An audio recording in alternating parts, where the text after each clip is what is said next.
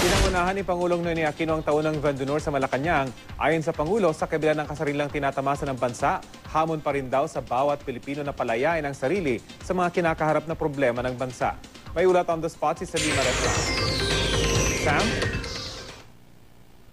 Rafi, muling ang binuksan ng Palasyo ng Malacanang ang kanilang mga pintuan para nga sa taunang Independence Day Call o Van d'Honor. Pasado alas 11 ng umaga nagsimula ang seremonya. Mismong sa Pangulong Noynoy Aquino ang sumasalubong at bumabati sa mga bisita. Bumalik agad ng Maynila ang Pangulo matapos pangunahan ng flag raising ceremony sa Naga City kaninang umaga. Kasama ng Pangulo na tumanggap ng mga panauhin si Foreign Affairs Secretary Albert Del Rosario. Ang mga bisita, mga miyembro ng Diplomatic Corps, mga opisyal ng pamahalaan at mga kinatawan mula sa business community.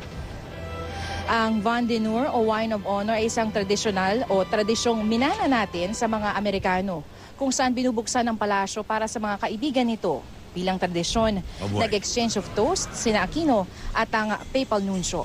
Sa kanyang mensahe, sinabi ng Pangulo na kahit 116 na taon na nating tinatamasa ang kasarinlan, nagpapatuloy ang hamon sa bawat Pilipino na palayain ang mga sarili sa iba't ibang problema. Pero hindi raw tayo nag-iisa.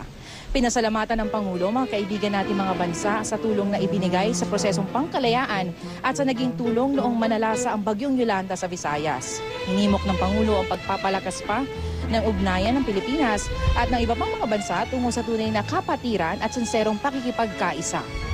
Ang Papal Nuncio to the Philippines si Archbishop Giuseppe Pinto na Dean ng Diplomatic Corps pinuri ang pagbabalangkas ng Comprehensive Agreement on the Bangsamoro at ang pagtayong punong abala ng Pilipinas sa nakaraang World Economic Forum on East Asia. Daan daw ito tungo sa pagkakaroon ng ganap na kapayapaan sa Pilipinas at mas malakas sa ugnayan sa ibang mga bansa. To the friendships and partnerships embodied in this gathering today, may they grow stronger in the coming years, and by so doing, redound to the benefit of all peoples of goodwill.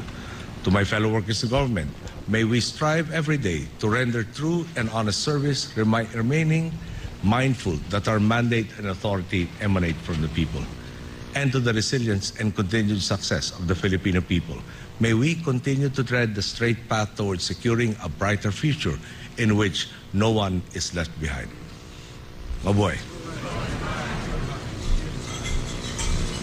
More than ever, this is the moment for dialogue between religions and cultures. On this happy occasion, together with my distinguished colleagues, the heads of the diplomatic missions, I would like to renew our cordial best wishes to you, Mr. President, and to the noble Filipino people. Now, I would like to invite all of you to raise your glasses to a greater progress and prosperity of the Filipino people, as well as the happiness and well-being of His Excellency President Benigno Aquino III. May God bless the Philippines. Mabuhay!